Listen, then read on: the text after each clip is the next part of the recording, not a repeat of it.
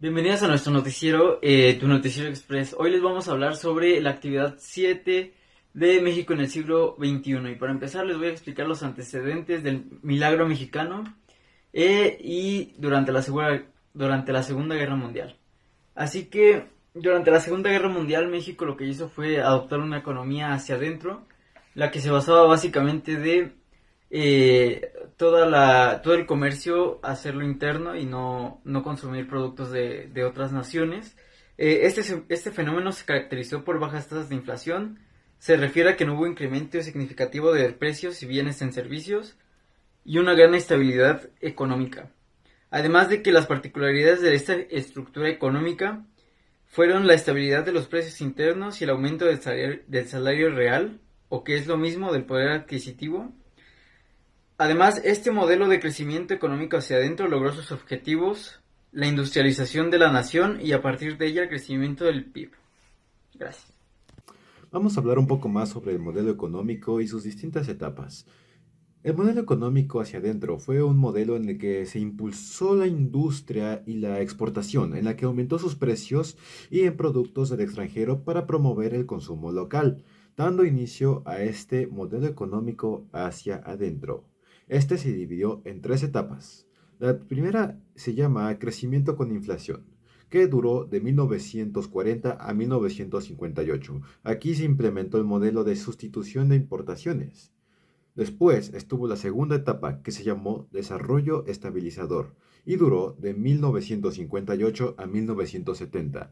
En esta etapa se pretendió superar los problemas de inflación y de devaluación.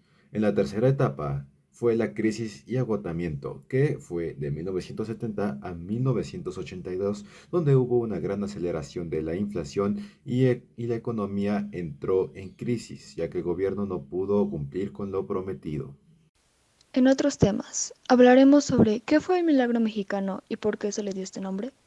Bueno, este se trató de un modelo económico empleado en nuestro país entre los años 1954 y 1970, durante el gobierno de Adolfo Ruiz Cortines, Adolfo López Mateos y finalmente con Gustavo Díaz Ordaz.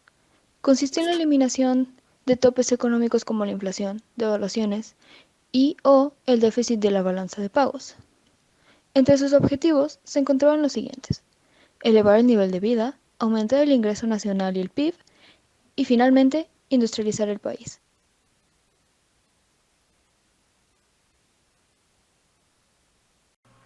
De las etapas ya mencionadas, la que más nos interesó fue el crecimiento hacia adentro, ya que fue un cambio de 180 grados en cómo funcionaba la industrialización en nuestro país. De 1956 a 1970, la economía mexicana giró 180 grados creciendo hacia adentro vía la situación de importaciones, es decir, México debía producir lo que consumía. La economía mexicana estuvo basada en el dinamismo del sector industrial, contrayendo la estabilidad de precios y ajustándose a los problemas productivos y financieros por los que pasó el país. El crecimiento industrial en el periodo de 1940 a 1970 mantuvo un ritmo de crecimiento sostenido, aunque basado en un mercado cautivo que le proporcionaba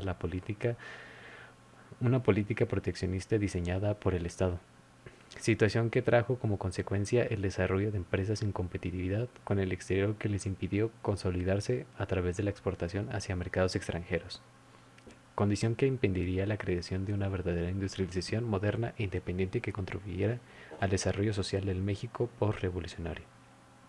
Pero ¿cómo es que de tener una economía en constante crecimiento y estable, pasamos a un periodo de decadencia y crisis?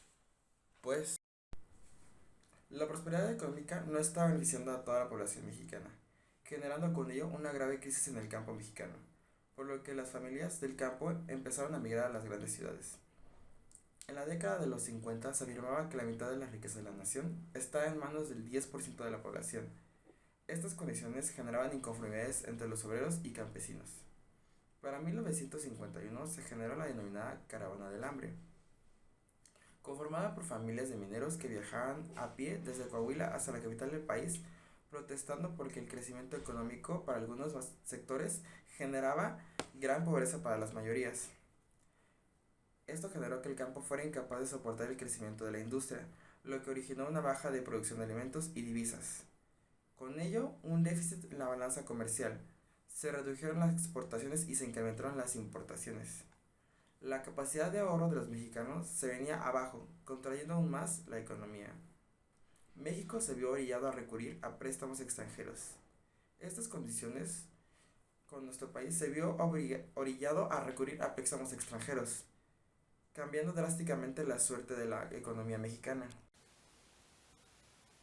Recordando un poco más de historia, todos conocemos la terrible masacre de Tlatelolco del 68, pero ¿por qué tal movimiento culminó en nuestra tragedia?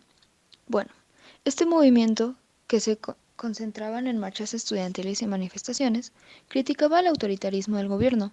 Se pedía que se respetara la autonomía universitaria y exigía la libertad de los presos políticos.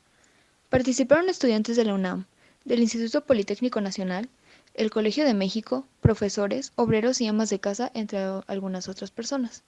Todo inició el 23 de julio del 68, en una pelea en el centro de la Ciudad de México entre estudiantes, en el cual un grupo de granaderos intervino de manera brutal, persiguiéndolos y agrediéndolos. Como consecuencia, los alumnos del Politécnico y de la UNAM organizaron una marcha contra la violencia policial. Esto inició un movimiento que poco a poco fue creciendo. Bueno, ahora hablemos en conclusión qué es lo que pasó, qué fue lo que vimos. La alta industrialización de las ciudades mexicanas durante la época de la economía desde hacia adentro hizo que el campo fuera casi completamente olvidado y las personas del campo se tuvieran que mudar a las ciudades en busca de mejores oportunidades. La falta de infraestructura para la satisfacción de las necesidades de la población de las ciudades orilló a la queja del ciudadano, que fue respondida con violencia, y en esta época de prosperidad económica terminó con una gran falta de políticas económicas al finales del siglo XX. Y bueno, pues ahora solo la recordaremos como una época de gran desigualdad y un enorme cambio económico para una nación que se cerró al mundo en una época de guerra. Muchas gracias.